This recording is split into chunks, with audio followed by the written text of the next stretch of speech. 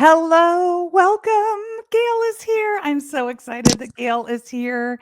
Welcome, everyone, to the story I'm telling myself. I apologize. I know I was late on this broadcast. I'm not even going to waste your time on the cluster of me behind the scenes. The story I'm telling myself is holy heck, can't you get your stuff together? That's the story going in my head. But I'm putting that story aside because my internal high achiever perfectionist who wants to beat the crap out of myself right now does not get to play because Gail is in the house and we're Hello. going to have this conversation. And Gail, I'm just going to let you do your own little quick intro here. So tell everybody who you are, please. Oh, okay. So I have a hard time doing that because I'm like you, a little bit complex, but I am someone who works with people who are like going through the darkness, people who are trying to get out of the chaos, the messiness, the ickiness in life, because it shows up. And I just love watching people transform before my very eyes. It's beautiful, beautiful work. Yes, yes, it is beautiful. And if you want to see Gail in action, you got to come join us on Mondays for Talk Me Off the Ledge because it is just a masterclass of brilliance from Gail inside and out. So you'll get a chance to really see her mind at work and all she brings, which is just beautiful and amazing stuff. So Gail, you have chosen to be really vulnerable with our folks today. And I think this episode is going to really resonate with a lot of people. And some of us for whom it may not be resonating, that may be because you just really need to do the deeper work. But I'm just going to say, tell us about the story that you uncovered that was running in your subconscious mind and getting in your way. Well, and this is interesting because the story that I was telling myself is that I don't have a story to tell myself.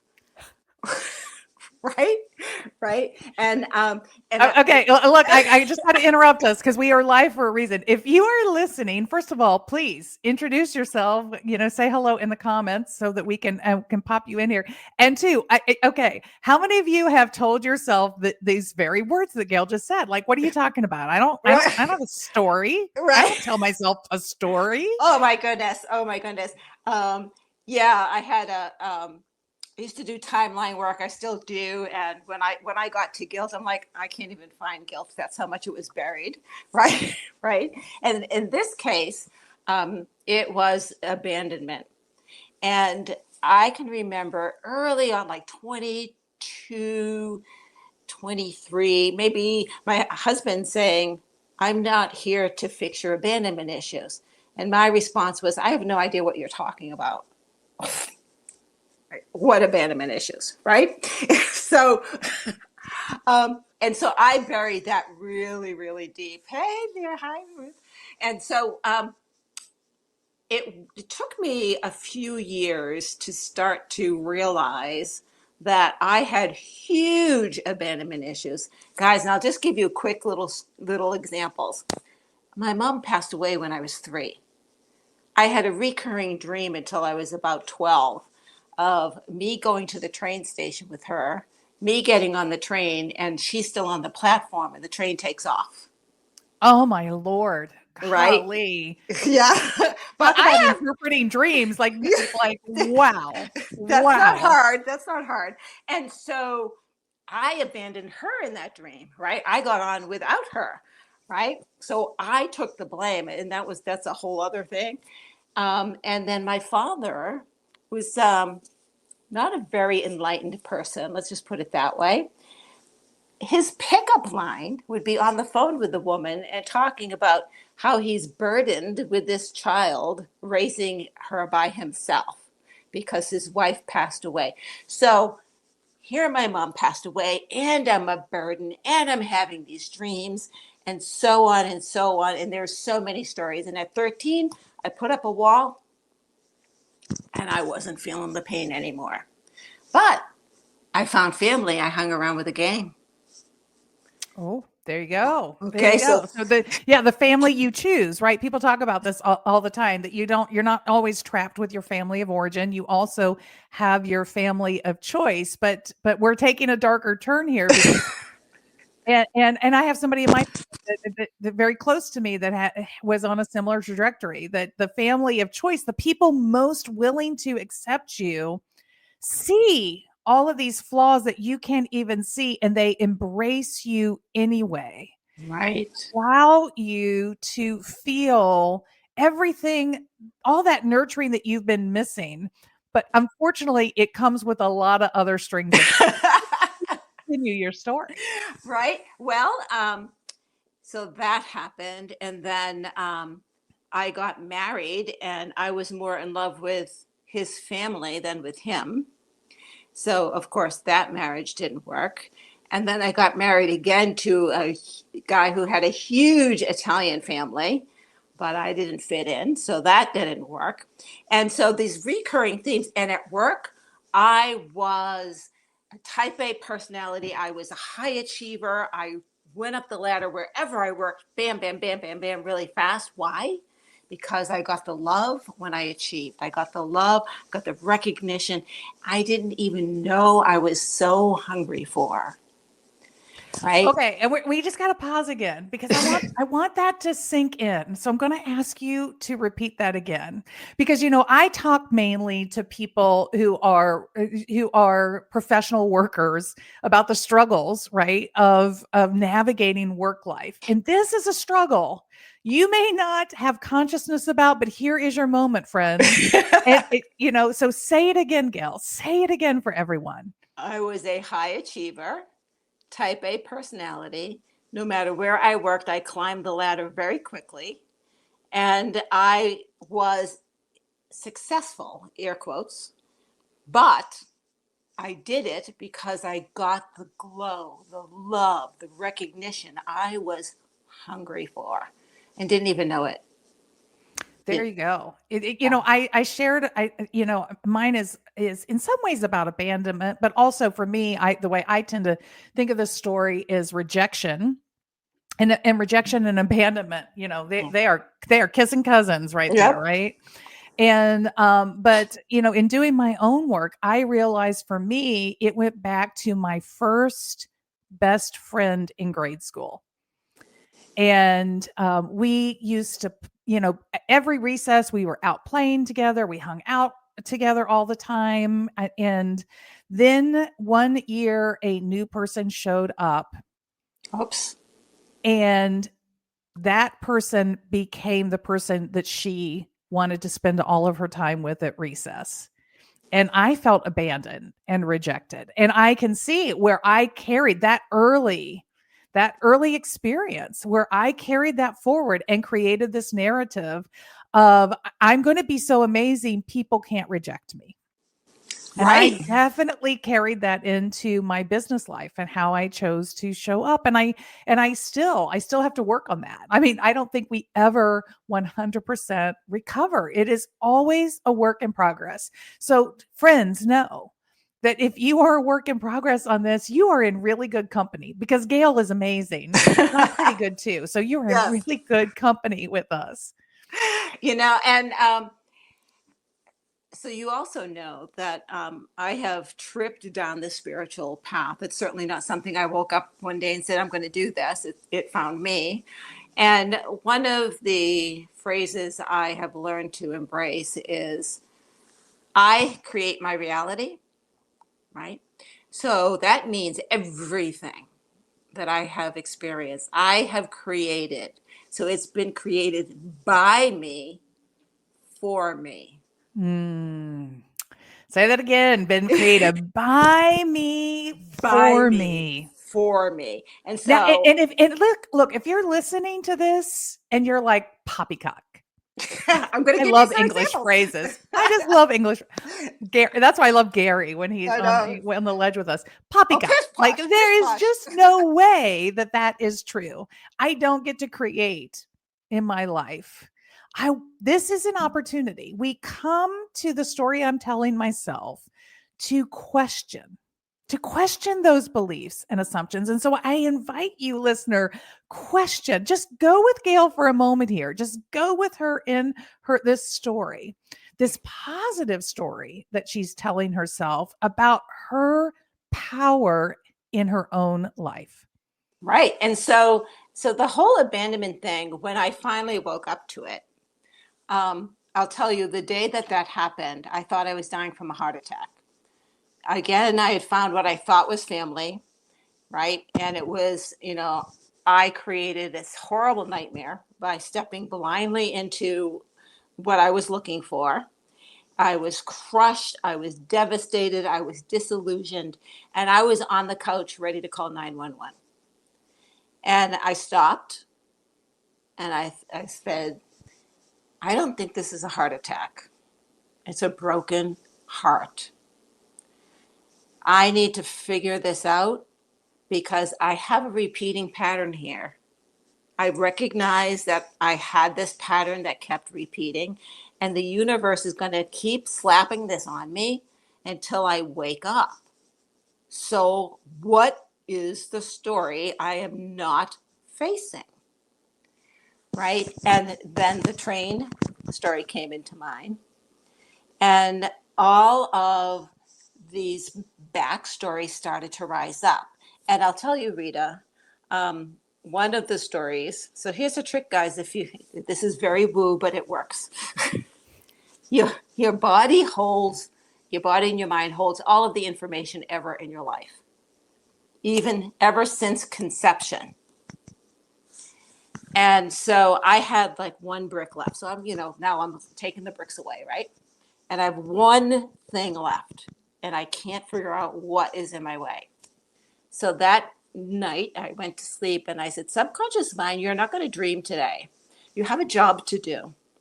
And I'm going to tell you what I want you to do. Find out what this brick is, because I need to face it. So I went to sleep.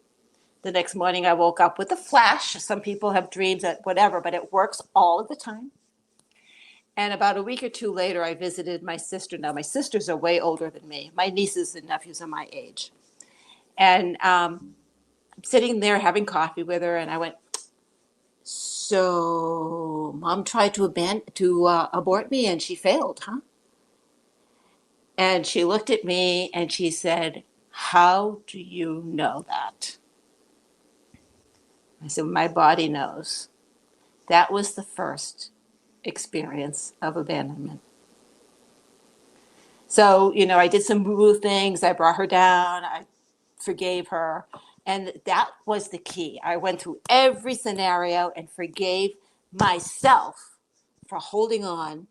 And like for my mother, I said, listen, given the situation you were in, given the times, given your choices and resources, if I were in your shoes, I think I would have made the same choice. How can I be angry, right? So I forgive you and thank you for failing. And that is just another story we tell ourselves. Our stories of anger, our stories of what's the word that I'm looking for? Of justification, for all the ugliness we feel inside of our self-righteousness. That's the word I was looking for. Our sense of self-righteousness, that is just a story, because the other side of that story is forgiveness. Right. The other side of that self-righteousness is acceptance of others, which is true to the faith that I grew up in, of the story of Jesus. Like that was the story, right? It wasn't about judgment. It was about acceptance. It was all about forgiveness. And all about Father, forgiveness. they know not what they do. Right. So, but I don't want to get too deep in the religious thing. I just want to say though, Gail, like so many of us are caught in these patterns. Whether they are in our work lives, whether they are in our home lives, and frankly, quite honestly, and I know that there is no separation. They weave all through all of our relationships. You have the saying, how you do one thing is how you do everything. How you do your relationships at work is how you do your relationships in your community, everywhere else, right? Right. So where you have these patterns of behavior that and this is what's so important to understand. you don't have these patterns that are restricting you for bad reasons. This was what you needed, especially at a young age, to protect yourself. Right. These are patterns that were created within ourselves to protect ourselves at our most vulnerable moments. However, when we allow them to become the subconscious drumbeat of our life and we don't no longer raise them up and examine them, they sort of start to run roughshod over us. They take lose their control. ability. Yeah, they lose their ability to know where they're really needed.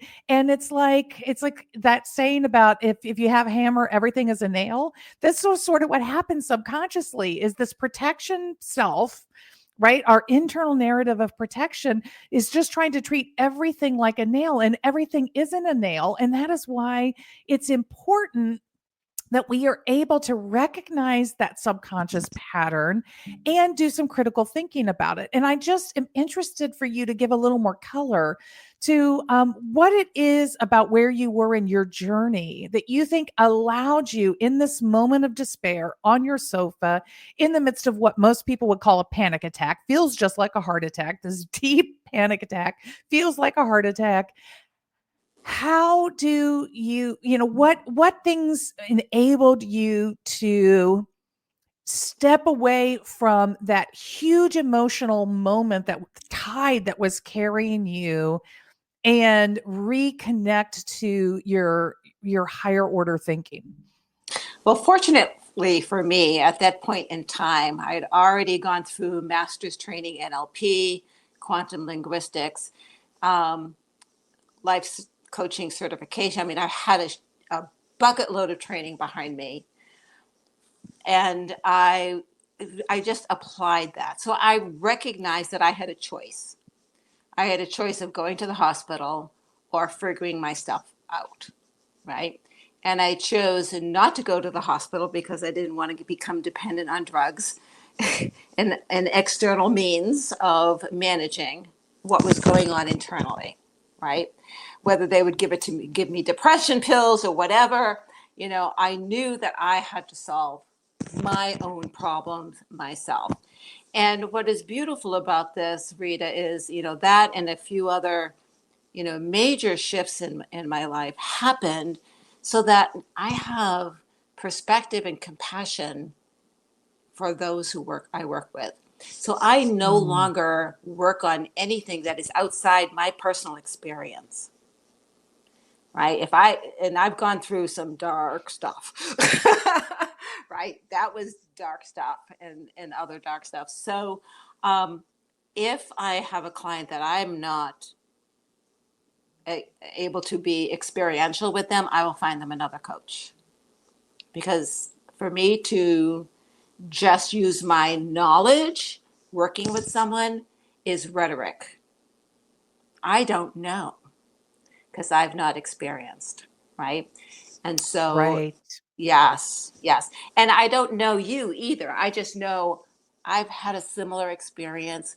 I know how I navigated that. Let me hold space for you to go through this. And that's a lot of what I do. It's like psychologically I'm holding you and hugging you. So I popped your Substack up at this point because if you're intrigued more about the journey that Gail's talking about, that's what all she's talking about on Substack. She is dropping breadcrumbs for you and sharing a lot about her story. I would highly encourage you, if you're a Substack user, to follow her at Glizbeth, Yeah. and really get an opportunity to get her insights about these things. I just think that so often uncovering these core stories, and Sri's coming up in a couple of weeks, and he's going to talk about some of his core stories.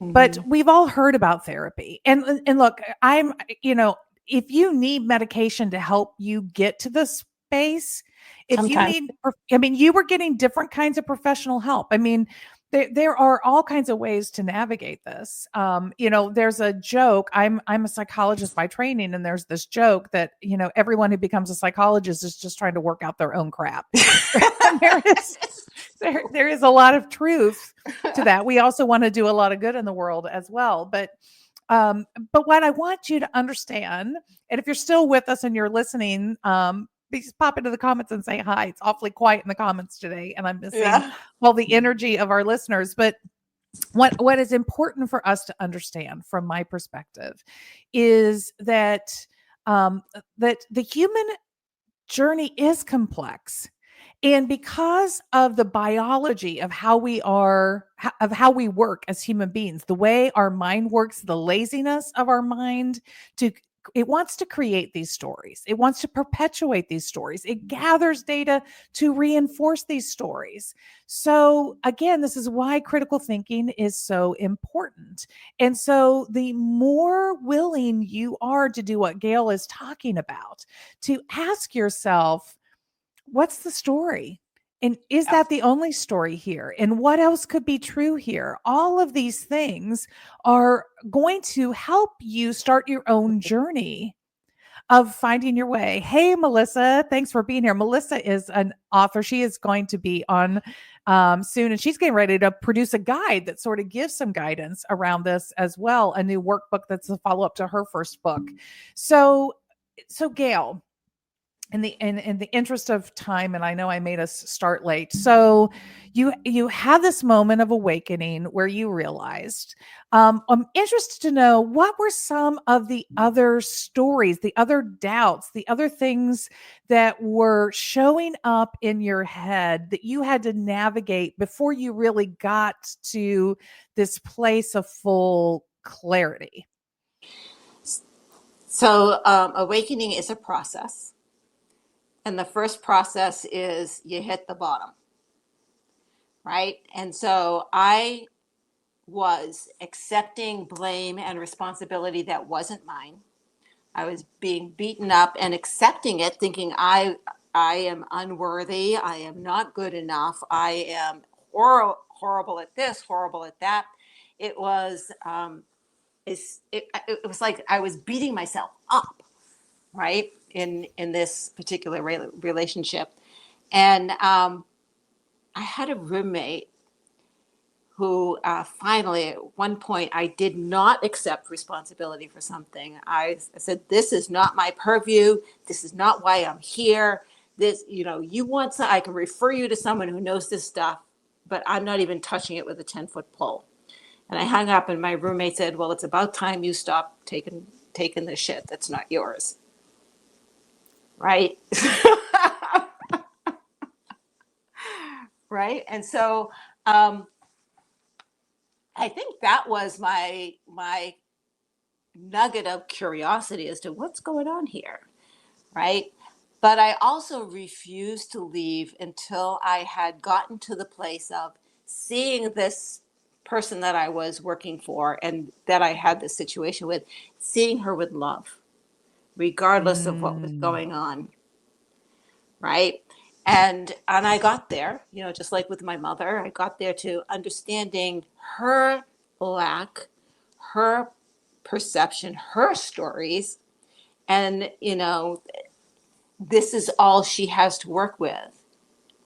And if she's not going to work from a conscious perspective, it's not my job to change that. And I just want to so, jump in and share a piece of advice here that's so relevant to what you're saying about how do you get to this. I'm thinking about, like, how do you get to this space of showing up with love for somebody else despite all of the you feel, about a situation. And here's some advice that my good friend Jerry Richmond, and someday I'm going to get a hold of you, Jerry, and you're going to come do this show too, gave me really early on, was when in so tip, when you hear woulda, coulda, shoulda, when your story is, well, if my boss would have done this, or my boss should have done that, or things would have been better if this could have happened differently, right? This is you trying to rewrite, and it is you expressing your expectation that may have never actually been right. verbalized to anybody else. It's the story. Those are stories. Woulda, coulda, shoulda are stories that you are telling yourself. That is a ding, ding, ding moment. There is a story going on in your head, and you should be asking yourself, now, what is the story I'm telling myself? Because until you recognize your woulda, coulda, shoulda about your boss, you couldn't let that go so that you could come to her from that place of understanding and love. Right. When you're Right. holding on to woulda, coulda, shoulda, it is stealing your peace of mind. I created that situation so that I could face the abandonment issues that I was running my life on. This was created by me, for me to finally wake up. So we're getting back to that, the beginning of our conversation. I knew as I was driving to that job, I had this very conversation with myself. Gail, you're putting her on a pedestal. Gail, you're leaving everything. Gail, you are idolizing her. And the other part of my brain was going, it'll be okay. It'll be okay. Don't worry about it. And the other part of my brain is going, oh, this is not a good idea. And the other part of my brain, you'll be fine. Right? Right? So you guys, if you don't have at least two voices, I have many more than that going on in your head. You're lying. Yes, I mean my favorite model comes from the positive intelligence work that it has identified through scientific research 9 voices that sound off in our heads on a regular basis. And once you understand the and can identify and know those 9 voices and begin to build a relationship and understanding about those, it is transformative. It is just transformative to recognize that that voice is not a voice that you have to listen to. It is the board of directors. Yes. They're just giving you their perspective, and you, as the conscious being, what's the word I wrote down? Oh, yeah, I wrote down finesse. You can address and walk through your life with finesse, or you can walk through your life like I used to, like a bulldog, right? It's your Oh, choice. yeah. So I love that. Are you choosing finesse or being a bulldog? Right. Like that is a great way to position it. And part of what I love about what Shirzad teaches in his work in positive intelligence is that all of these 9 or 10 voices actually that he's identified, these 10 characters, the board of directors in your head, they all represent strengths that you need. Mm-hmm. The piece, the pivotal piece here is whether or not they are being used and applied in the right places. And again, they're just going to chatter away. They're going to have an opinion about everything. You have to be the critical thinker that says, is my pleaser self appropriate in this situation? Is my high achiever, is my victim, is my hypervigilant, who, my judge, right? So it's not that these are the dark sides of yourself that you have to hide, which was why I love the piece that you put out today on Substack. Go read it. It is about embracing, about recognizing, about valuing and utilizing those pieces when and where they bring their best strength, but not overusing them so that they are actually becoming problematic to what you want to bring into your life. Yeah, I am not a proponent for killing ego. Sorry, ego has a very important role in my life, but ego is the worker bee, not the CEO. Yes. Right? Yes. Say that again. Ego is the worker bee, not the CEO. And so sometimes, and sometimes I'll say this out loud. Thank you so much, ego, for bringing that to my attention. That's your job.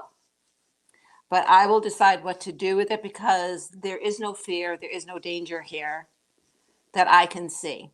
But thank you for doing your job. right? Yeah, And so go ahead. it's how you choose to receive and act upon it. It's not it's that every thought that we have, just because we think it doesn't mean it requires our response or that it's accurate or that All is right. appropriately placed, right? There's needs to be discernment that we are bringing into our relationship with the thinking, with the assumptions, with the beliefs that we hold. Yeah, I mean, we are complex beings. That's why at the beginning, like, who are you? I'm complex. So are you. What, when you show up working with me in a coaching situation, you don't just bring Rita, the employee. You bring Rita, the all. So I bring Gail, the all, though I do leave my ego and judgment at the door because that has nothing to do with having a session, right?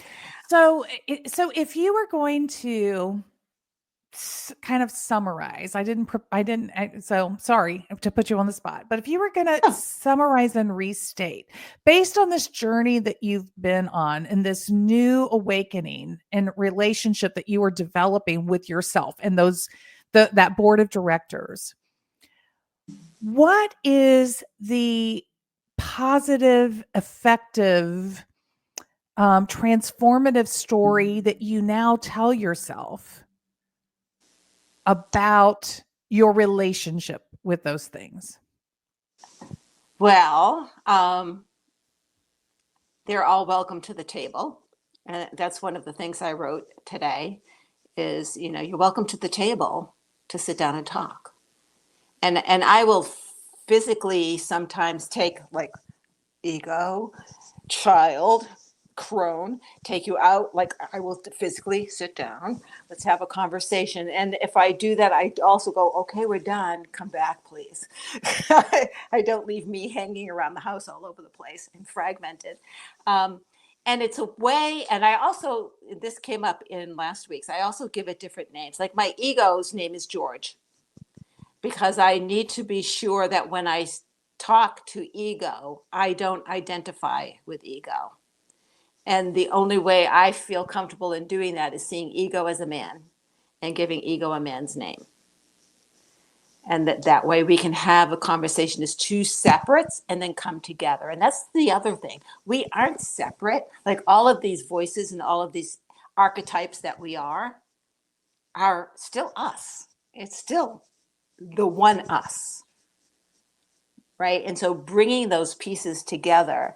When I work with clients, I'll say, when we're done, that pottery that is put together with the gold, so much Mm-hmm. stronger than it was before. That's going to be you,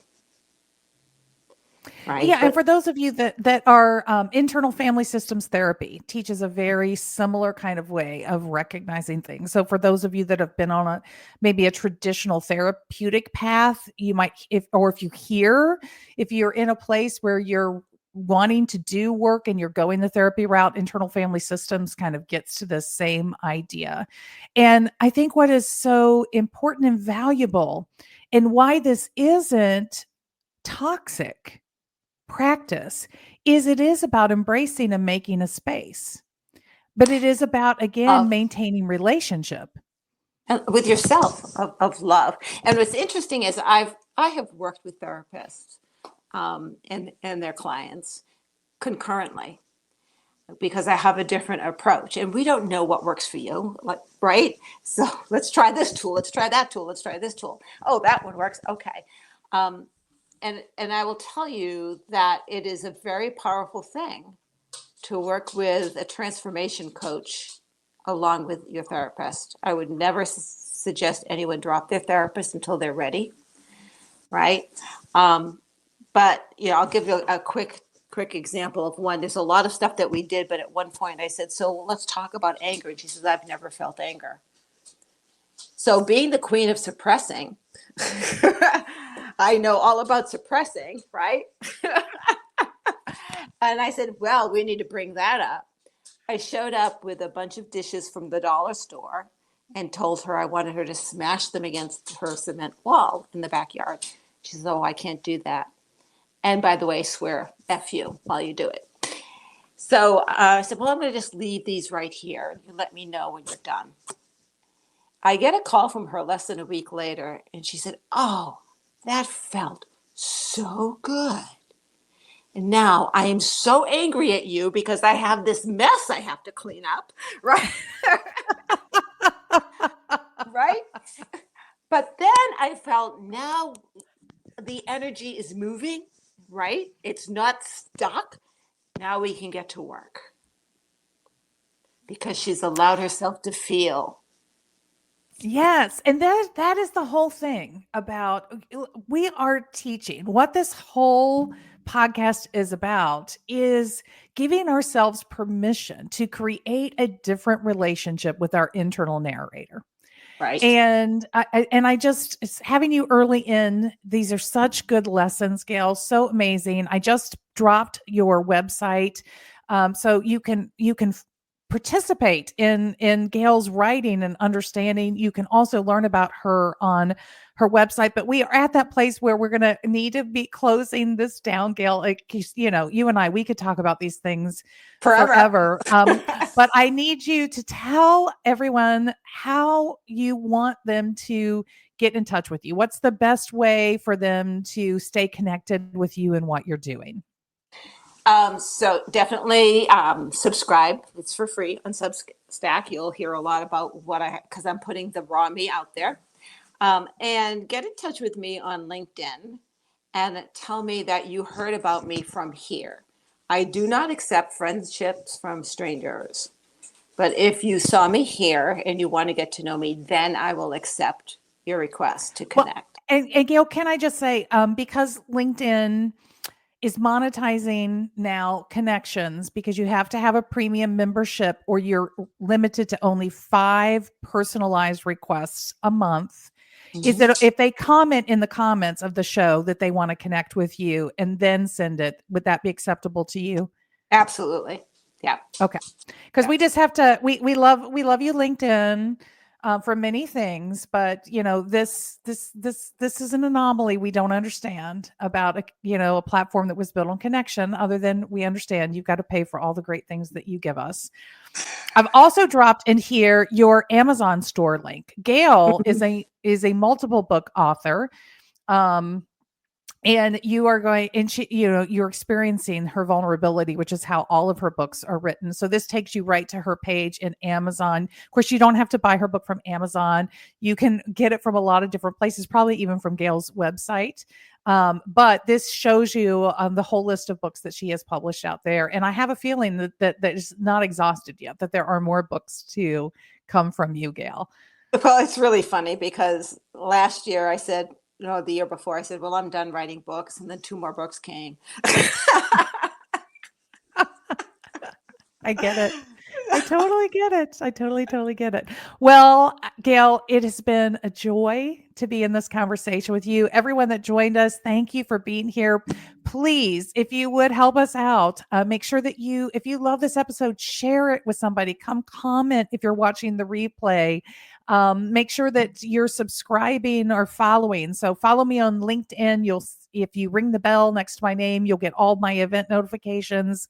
This is streaming on my YouTube channel. And if you would rather do it that way, you can get all your notifications through YouTube by subscribing to my page or saving the playlist, which is a podcast on YouTube for the story I'm telling myself. And if you have a recommendation of somebody you want to have come participate in the show, I'm open. I'm into it. Like, let me know somebody in your life that you think other people need to know that are amazing, just like Gail is. Gail, it's always such a deep learning and connection when we are together. Thank you for giving me and these listeners your time today and your generous spirit. You're just an amazing person.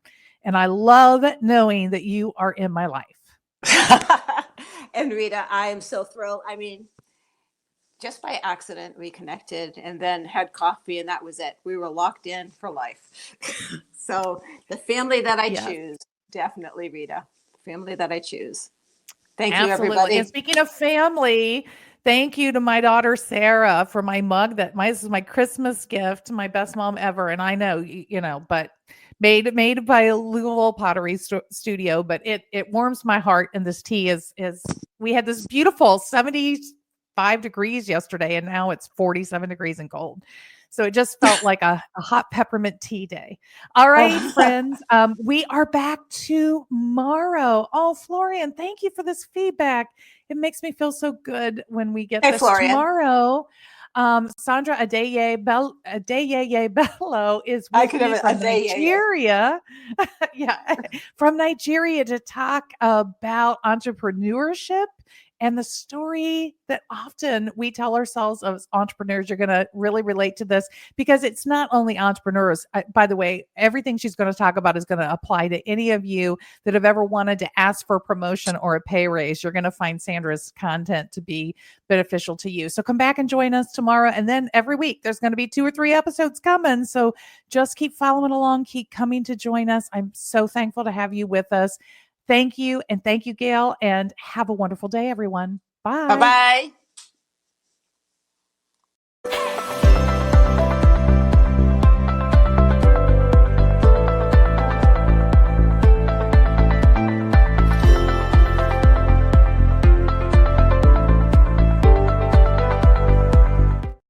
Thank you for joining us on The Story I'm Telling Myself. If you loved this episode, would you do us a big favor to help us reach a bigger audience?